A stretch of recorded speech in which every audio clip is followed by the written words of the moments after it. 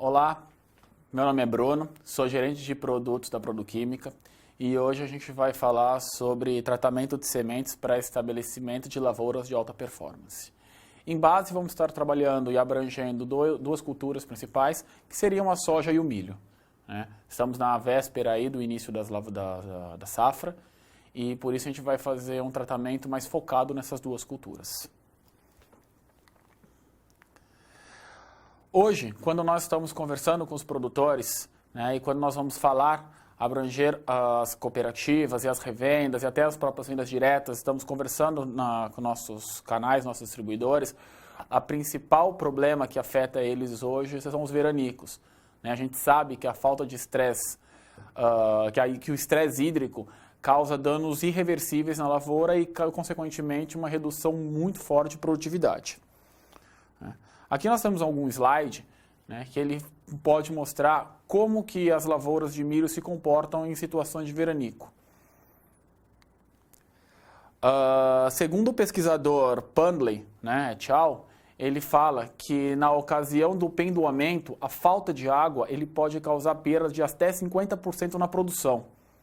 Isso nós podemos vivenciar hoje nas lavouras, tanto de vários lugares, do norte ao sul do país.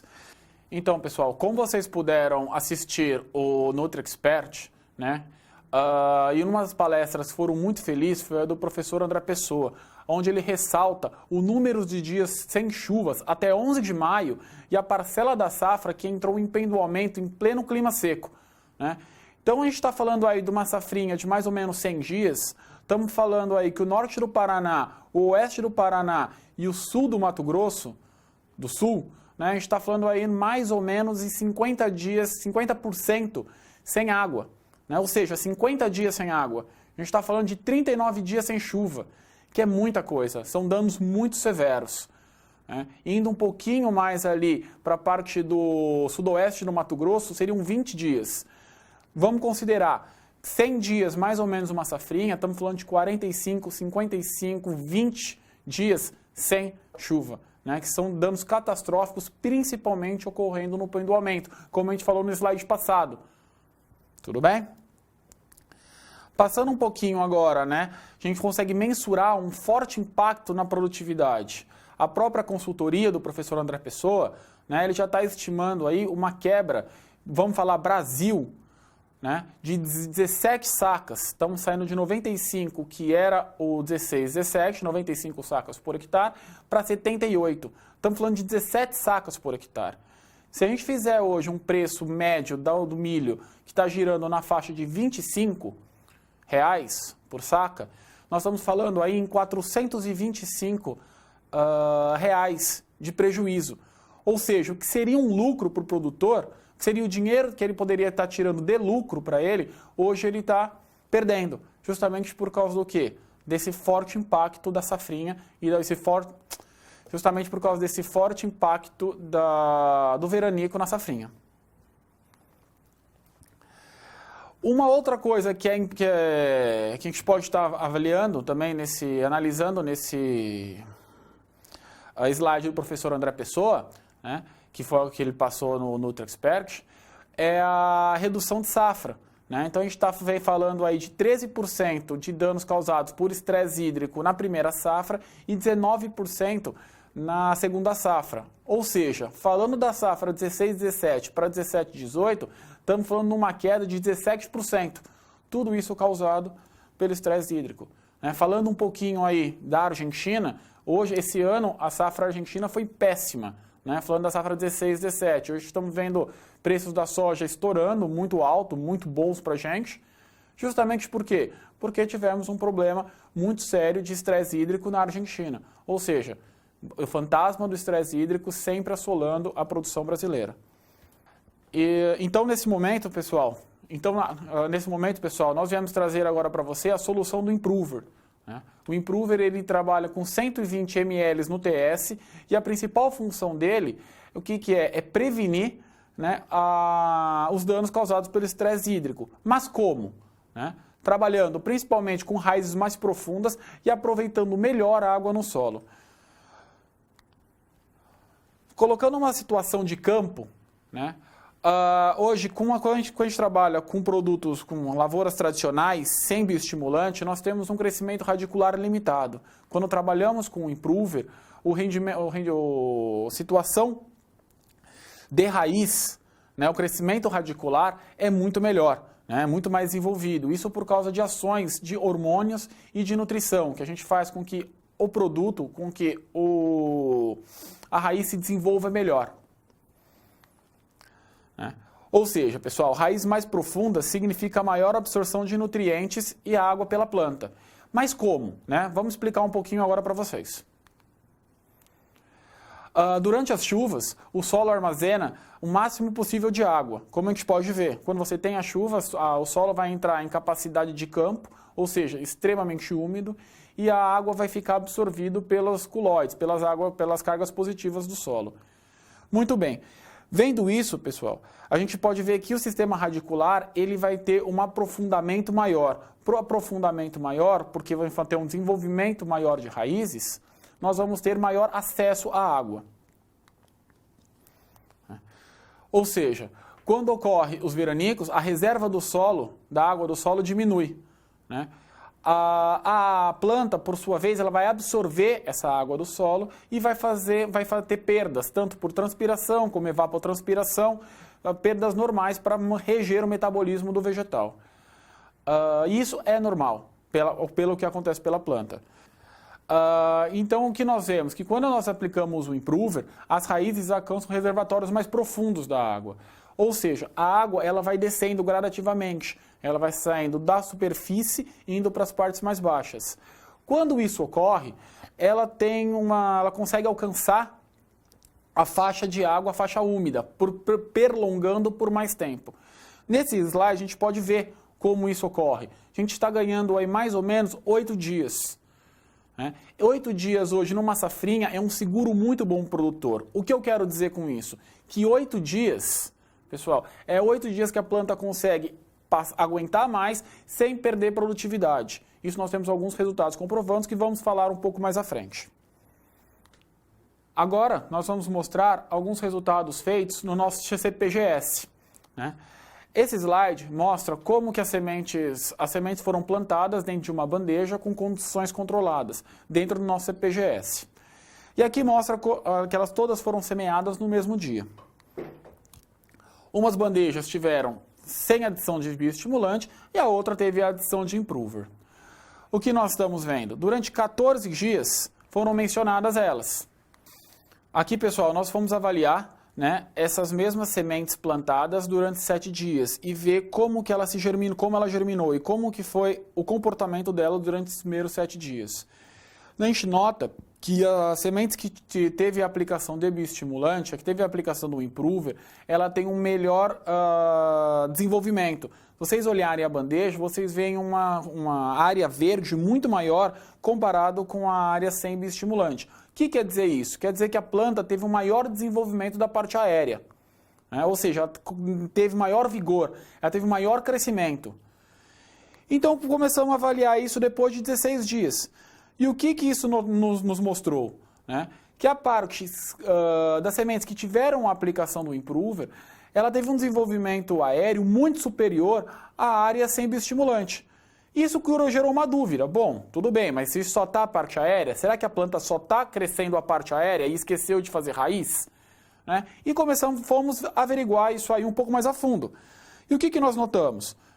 Que realmente, onde a gente aplicou o improver, o desenvolvimento radicular foi muito superior. Então, se vocês olharem a bandeja de baixo, que foi a bandeja que teve a aplicação do improver, você vai olhar o desenvolvimento radicular muito maior, muito superior, ou seja, dando uma garantia de planta mais saudável, mais vigorosa para o produtor de milho safrinha. Ou seja, que ele vai poder estar plantando com mais segurança e mais qualidade. A partir disso, nós simulamos um estresse hídrico, que seria esse próximo slide. 2 dias sem água. Olha o comportamento da planta. Olha como ela já perde massa seca. Olha como ela já perde parte aérea. né? As sementes bioestimulantes perderam muito mais parte aérea e você vê o desenvolvimento dela mais retardado, né? Você vê as folhas delas fechadas. Por que ela está fechada? Porque ela está se protegendo da perda de água. Estômago fechado, a deformidade na anatomia da folha, né? Você vê uma folha muito mais fechada porque ela está evitando a perda de água. A partir disso, né, mais 4 dias de estresse de água. Olha a diferença. Muito maior. Né? Aonde a gente está vendo que com o Improver não teve muita diferença. A planta continua se segurando. Né? A planta continua fazendo fotossíntese e continua se desenvolvendo. Onde a gente não teve essa aplicação, você nota-se que já está bem mais deficiente a planta. Uma coisa que a gente sempre nota depois do desenvolvimento, né, isso é super importante, a gente sempre pede para vocês aí no campo estarem sempre notando isso, é que o milho ele vai ter que fazer reserva, ele vai ter que segurar o fotoassimilado dele. Esse fotoassimilado é o que vai encher depois o grão. E aonde a gente consegue mensurar o quanto a planta tem de capacidade para encher o grão que vai se refletir em produtividade? Principalmente aonde? Na espessura do colmo. Então, nessas plantas sem bioestimulantes, mensurados lá na frente, isso em resultados dentro do nosso centro de pesquisa, a gente vê que o colmo fica menor. Por que menor? Porque teve menos fotossíntese, menos fotoassimilados, menos reserva, menos carboidrato para poder encher. Né? Aonde a gente trabalhou com o nosso bioestimulante, com o Improver, olha a diferença. Tivemos uma diferença de colmo muito maior. E eu vou mostrar uma foto para vocês. Nossa. Vamos lembrar então, pessoal, que a nossa recomendação para milho é Improver, a nossa recomendação de TS para milho é Improver na dose de 120 ml por quilo de semente. Legal? Então, pessoal, vamos lembrar essa parte, colocar e ir com esse argumento para campo, né, e sabendo principalmente da necessidade do produtor. Bom, falando um pouquinho agora, vamos mudar um pouco a página, vamos falar um pouco de upseeds, vamos falar de tratamento de sementes para soja.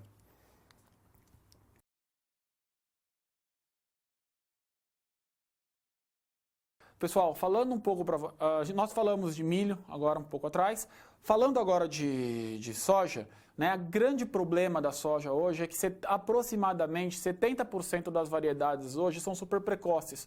O que quer dizer isso? Né? Esse slide aqui, essa apresentação do professor Forcelli, ele mostra o sistema radicular e a estrutura de uma soja super precoce para uma soja tardia. Uma soja super precoce ele vai ficar muito menos tempo em campo. Se ela vai ficar muito menos tempo em campo, vai ter menos tempo para desenvolver raiz. Né? Porém, a gente quer as mesmas produtividades, né? Ou produtividades altas, ou pelo menos parecidas com uma soja tardia. Vindo nessa direção, se vocês olharem aqui da esquerda para a direita, você vai ver uma soja super precoce em comparação com uma tardia. E vocês olhem o desenvolvimento radicular dela, é muito menor. E qual que é o nosso desafio? É fazer com que essa soja crie raiz, criando raiz, ela tenha mais boca, e se ela tiver mais boca, ela consegue encher os grãos e aumentar a produtividade. Isso aqui é um slide, né, da fisiologia da produção do professor Marcos Yamamoto. E ele é muito feliz quando ele faz esse comparativo. Né? O que a gente quer produzir? Né? Qual o número de nós reprodutivos a gente tem que ter para a gente alcançar alta produtividade? Então a gente está falando aqui que uma planta pequena, com baixa estrutura, ela vai ter de 8 a 10 nós. E essa soja, o máximo que ela vai conseguir produzir é 50 sacas por hectare.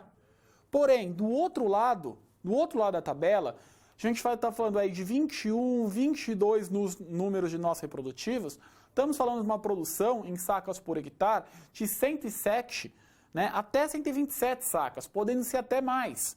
Né? Vamos lembrar que o campeão do SESB 2017, né, teve 149. Ou seja, qual o número de nós reprodutivos tinha uma soja desse produtor? Qual é o stand que ele tinha? Né? Esse aqui seria uma soja de 10 nós reprodutivos, 50 sacas por hectare. Né? 15 nós reprodutivos, 18 nós reprodutivos e 21 nós reprodutivos. Ou seja, o que está diferenciando aí? A variação de carga. Está diferenciando aí a capacidade de fotoassimilação, o que ela absorveu, o que ela vai traduzir isso em produtividade. Ou seja, uma raiz mais forte, uma planta com menos estresse. E vamos lembrar que o estresse de germinação, o estresse de crescimento dentro da soja é extremamente alta. Estamos falando aí de um stand de 250 a 350 mil plantas, dependendo da região, com uma adubação limitada. Então, isso influencia diretamente na produção da planta, na produção da soja. Falando um pouco agora de fisiologia, qual é a primeira prioridade da planta? O que vocês acham que a planta precisa? O que ela pensa? A planta, a primeira coisa que ela pensa, pessoal, ela necessita formar a estrutura de base forte, porque ela vai ter aí todo um ciclo na frente. Ela precisa germinar bem, ela precisa criar raiz, ela precisa ter toda uma vida adiante e ela precisa ter com uma base dela bem estruturada. Ela precisa ter para acontecer isso, ela precisa ter uma relação hormonal equilibrada. Nutrição com macro e microelementos. Produção e acúmulo de fotoassimilados, reserva, como eu acabei de falar agora. E tudo isso vai refletir na produtividade. Só dando uma geral nesse slide, nós estamos falando que a planta, para ela criar uma base forte, para ela refletir na produtividade, ela vai precisar ter uma relação hormonal equilibrada, ou seja, ácido abscísico, giberilina, auxina, citocinina, tudo em equilíbrio.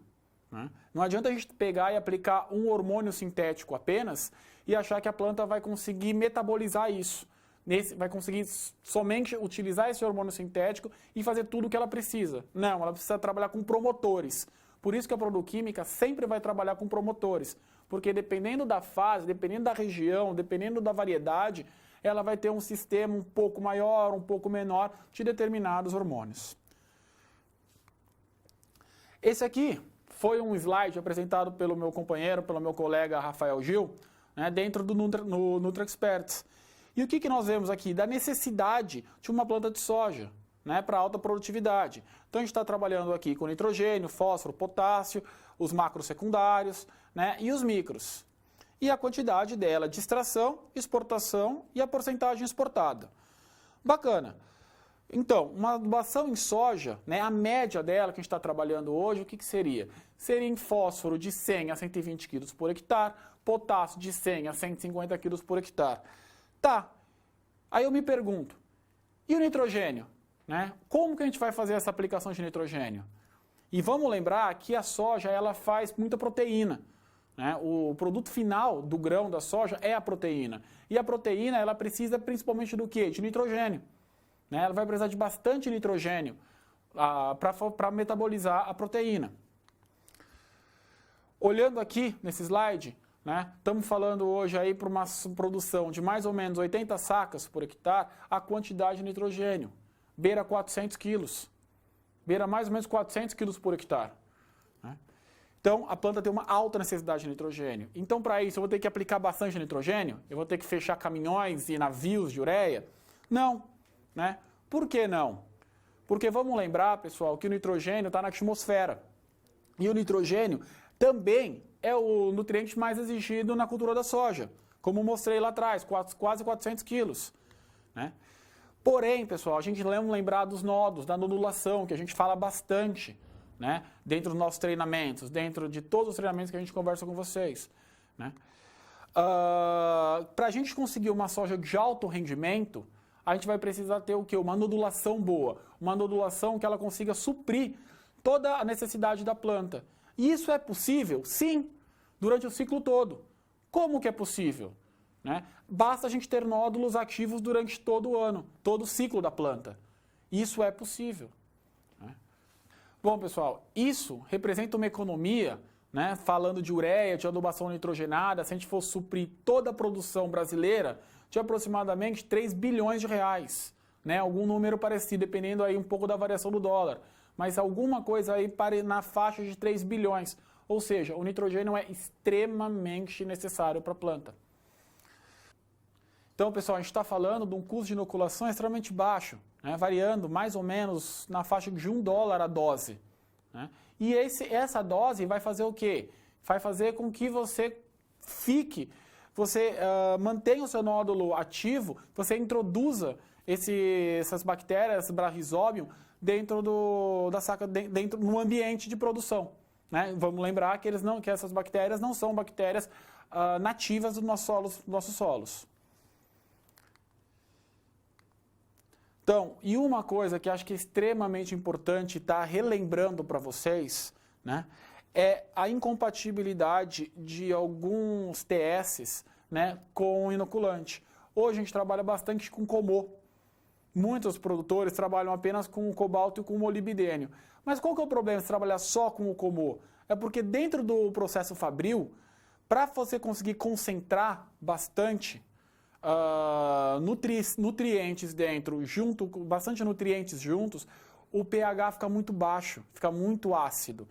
E a gente sabe que essas bactérias são gram negativas, né? São bactérias que elas sofrem muito com a ação de ambiente ácido. Então a gente acaba colocando um ambiente ácido. E olha como que fica, né? Nesse ensaio aqui dentro dessa placa de Petri. Nós notamos que em volta que a colônia está morta, né? Justamente devido ao pH baixo. E aí como que fica a qualidade operacional? Né? Fica extremamente baixa. Então, na prática, quais as diferenças nossas de realizar o tratamento de semente? Né? Principalmente produtos com pHs baixos, né? E a dificuldade de recobrimento dentro da nossa semente. Então, a gente acaba tendo uma semente totalmente desuniforme tratada. Né? Justamente pelo motivo que eu acabei de descrever. E agora, pessoal, nesse próximo slide, a gente vai falar um pouco de como o Apsids age, né, no metabolismo e na fisiologia da planta. Queria agradecer ao meu colega, o Rafael Gil, por ter cedido esse slide, que ele foi muito feliz na apresentação dele dentro do NutriExpert. Vamos lá, pessoal. Parece meio confuso, mas não é não. Vamos indo partes por partes. Aqui nós temos o quê? A interação bactéria com a raiz, formando o nódulo. Tudo bem? Já temos o nódulo. Bacana, que seriam esses nódulozinhos aqui. Vamos lembrar, pessoal, que dentro do nódulo é onde ocorre a mágica. Né? O que seria essa mágica? É onde a gente consegue pegar esse nitrogênio atmosférico, que lembra que eu falei com vocês, que está 78% na atmosfera, e esse nitrogênio, ele vai dentro, por um processo chamado nitrogenase, né, ser transformado em H2 mais NH3. Esse NH3 vai ser absorvido pela planta. Tudo bem? Beleza. Esse NH3, né, ele vai ter que ser metabolizado, ele vai ter que virar a moeda de troca. Vamos lembrando que a planta ela fornece para os nódulos energia, principalmente na forma de açúcar, né, e o NH3 e os nódulos vão retornar para a planta o NH3. Ou seja, numa forma um pouco mais rica, né, que seriam os ureídeos. O que seriam esses ureídeos? Seriam duas moléculas principalmente, seriam duas substâncias principalmente, que seria o ácido alantóico e a alantoína. Tudo bem? Nisso ele é totalmente móvel pelo xilema e ele consegue sair do nódulo subindo para o xilema, e se migrando para as partes aéreas via xilema. Porém, pessoal, para acontecer a nitrogenase, ela vai formar o quê? Um elétron, 2H2, 16 PIs, né? Mais 16 moléculas de ADP. E o NH3, como a gente acabou de dizer. Porém, qual que é o grande problema disso aqui? É que ele vai formar H2. E esse H2 é extremamente tóxico para a planta. Né? A planta ela gasta uma energia muito forte para tentar tirar ela em condições normais, porque ela é muito tóxica para a planta e a planta tenta eliminar ele gastando energia. Porém, existe a hidrogenase, que é uma enzima, chamada enzima hidrogenase, quebra do hidrogênio. Né? Essa quebra do hidrogênio, o níquel está presente nessa quebra do hidrogênio. Então, vai formar, a quebra desse hidrogênio vai formar 2H mais 2 elétrons. Vocês estão vendo esse produto final, 2Hs mais 2 elétrons? Ele vai compensar essa energia gasta. 8H mais 8 elétrons. Ele vai compensar essa energia gasta pela quebra da água dentro dos nódulos.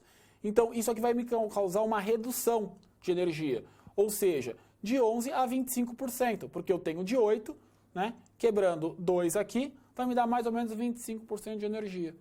O que isso quer dizer? Né? Isso quer dizer, principalmente, que a gente está falando de redução de energia, né, de consumo de energia. Então, isso é extremamente importante para o metabolismo de carbono e para, como a gente fala, da adubação de carbono da planta, né? Que é extremamente importante porque ela vai utilizar essa energia para poder formar a massa verde, poder formar novas folhas, poder aumentar a sema radicular, para poder usar aonde ela mais precisa. Lembrando que dentro do Upseeds nós temos um composto de nutrientes, né, que seriam principalmente esses nutrientes aqui, aonde vai ajudar em todas essas fases que a planta vai precisar. A cobalamina, o que é a cobalamina?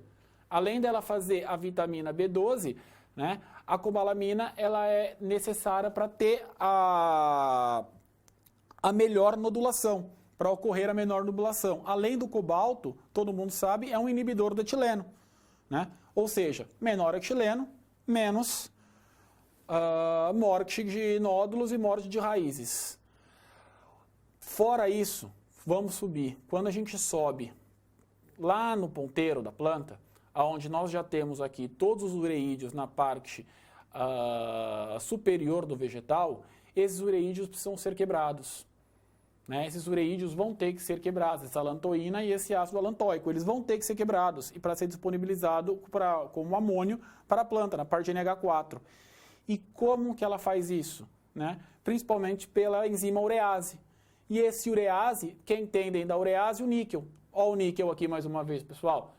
Mais uma vez ele sendo responsável pela quebra dos ureídeos, né, para NH4+, que vai ser absorvido pela planta e vai ser utilizado principalmente na síntese de aminoácidos. Né? A glutamina, glutamato e glutamina, aspartato e asparagina, né? Ou seja, esse grupo amina aqui que vai ser utilizado para a formação de proteínas e novos aminoácidos. Tudo bem? Espero que tenha explicado bem, uma explicação bem didática para vocês, né? E vamos agora prosseguir com a apresentação.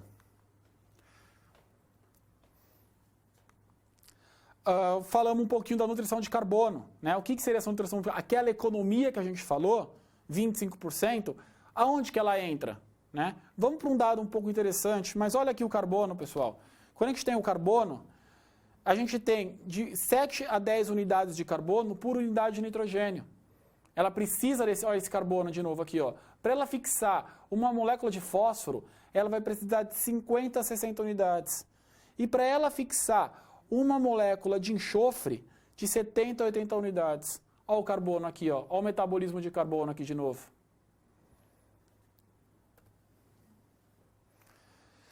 Uma coisa que é importante, né, que a gente precisa se atentar muito, é o que é? É que o Upseeds ele é compatível com todos os inoculantes. Né? Então, ó, alguns resultados da Embrapa, né, comprovam isso. O que isso quer dizer? Dentro da Embrapa, nós falamos, os resultados da Embrapa, mostra o informativo da Embrapa, ele fala que a gente precisa ter 90 mil unidades formadoras de colônia. Mas a própria Embrapa, o que ela diz? Que o Upseeds tem 316.228 unidades formadoras de colônia. Ou seja, 97,6% a mais. Ou seja, olha o ganho aí, a mais ainda. Outra coisa, não interfere na sobrevivência dos inoculantes. Olha que informação interessante para a gente, pessoal. Ele não interfere na sobrevivência dos inoculantes, ou seja, o pH dele está na faixa de 6 a 6,5. É um pH ótimo para proliferação e para o desenvolvimento da Brachyzobium. Né? Ou seja, as unidades formadoras de colônia estão num meio adequados e favoráveis. Uma outra coisa que é de extrema importância, que a gente precisa se lembrar, o que é? É que quem que vai dar energia para os nódulos? Quem vai formar a energia para os nódulos? Quem que vai suprir esse dreno? Né? Para todo dreno, vai precisar de uma fonte. Né? E as fontes para os nódulos, quais são? São as folhas do bacheiro, as que estão mais embaixo. Elas que vão suprir os nódulos de energia. E para isso, o que a gente está vendo? Né? Que a gente precisa manter a folha do bacheiro. Menor etileno, né? Mais luz. Né? Então, o que a gente tem? Maior captação de luz. Então, para isso, né? Isso aqui também é um slide apresentado pelo meu colega Rafael Gil, dentro do NutraExpert. Né? Mas o terço inferior, ó, é a fonte que abastece o sistema da FBN. Ou seja, daí a importância da gente manter esse terço inferior. Né? Então, se vocês estão se atentando a isso na lavoura, quando vocês estão indo na roça, no campo, vocês estão se atentando a isso, estão vendo isso com o produtor, levantando a saia da soja, isso é extremamente importante, porque é ele que vai prolongar a vida dos nossos nódulos, que tanto nos fazem bem. Uma outra coisa, que isso aqui é feito pelo Gil Câmara e muito comentado pelo Gil Câmara, né, e também foi contestado, corroborado aqui por Vargas e Hungria, é que os nódulos eles duram de 4 a 8 semanas. Então, quando a gente dá uma olhada aqui nessa figura, né, estou aqui com o pointer vermelho aqui dentro dessas figuras, o que a gente vê? A gente vê que a gente está vendo nódulos grandes e nódulos pequenos. Mas o que é isso? Ah, é porque tem um nódulo grande e um pequeno, e a fisiologia do nódulo? Não, é porque os nódulos grandes são mais maduros. Né? E os nódulos pequenos são nódulos que acabaram de ter essa associação. Então, isso vai se desenvolvendo até ele se transformar no nódulo grande. Então, a gente está falando aqui, ó, de 10 a 15 dias após a emergência, a soja deve apresentar de 4 a 8 nódulos por planta. Bacana. E esse nódulo, ele é o quê? Ele vai durar de 4 a 8 semanas, dependendo do nódulo. Então, daí a necessidade de reciclagem, né, desses nódulos, para garantir ele até o final da planta. E vamos lembrar que 90% da necessidade de nitrogênio, ele vem em qual? Na fase vegetativa. 90%. Daí a necessidade do quê desses nódulos? Dele ajudar a planta a formar a reserva. E aonde vai estar essa na reserva? Lembra que o nosso palestrante do NutraExpert falou isso também? O André Pessoa, que está onde principalmente? No caule.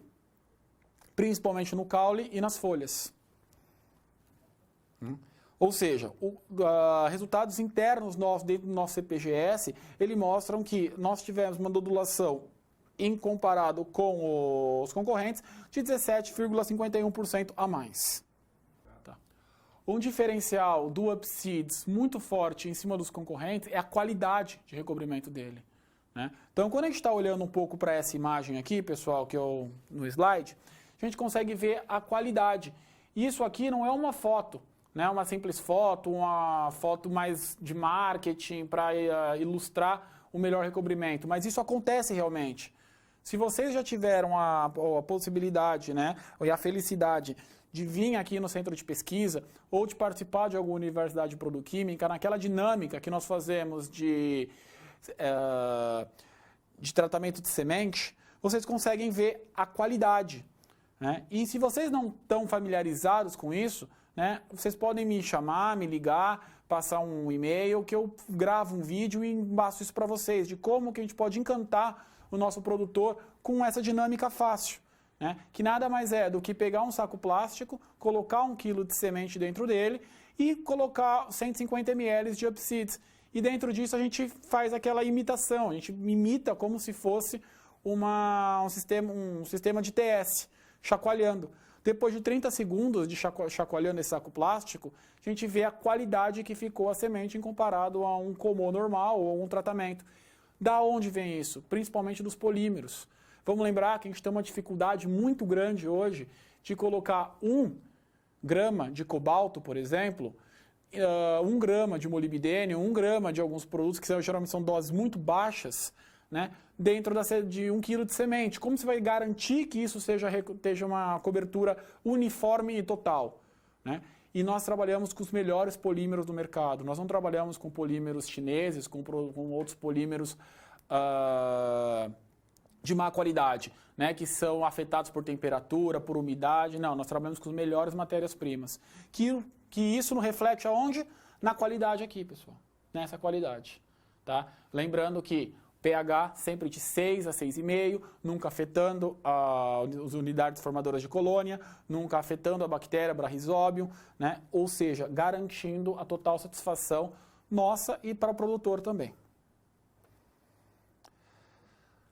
Lembrando para vocês, a dose, 150 ml por hectare, aplicado no TS. Né? As qualidades, os benefícios do Upseeds? Maior eficiência na absorção de nitrogênio, pH ideal, como eu acabei de falar, entre 6 e 6,5.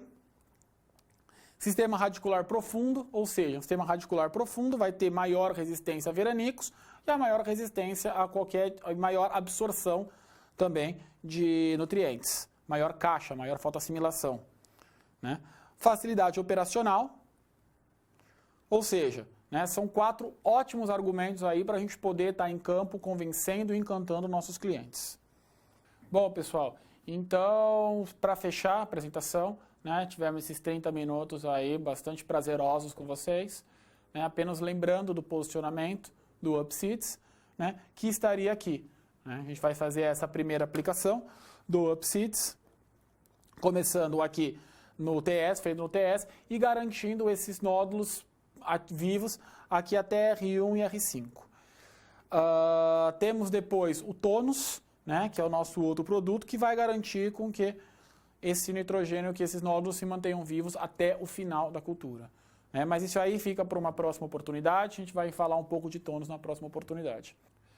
Bom, pessoal, então queria agradecer a esse tempo que nós ficamos juntos. Espero que vocês tenham absorvido bastante aí do que a gente pôde falar. Vamos lembrar, né, quando a gente estiver conversando aí com o produtor, dos receios deles, né, que principalmente seriam veranicos, que isso é uma ocorrência muito frequente, né, nas lavouras. E a necessidade também de formar caixa, de ter uma planta estruturada, né? Então, apenas vamos lembrar e vamos levar isso aí no nosso dia a dia. Agradeço mais uma vez pelo tempo que vocês ficaram comigo aqui. Abro um pouco aqui agora para os meus contatos. Né? Fiquem livres para mandar um WhatsApp, colocando qualquer dúvida. Esse é o meu telefone. E e-mails também, né? Estamos respondendo também e-mails, necessidade de materiais, qualquer coisa que vocês precisarem. Estamos disponíveis.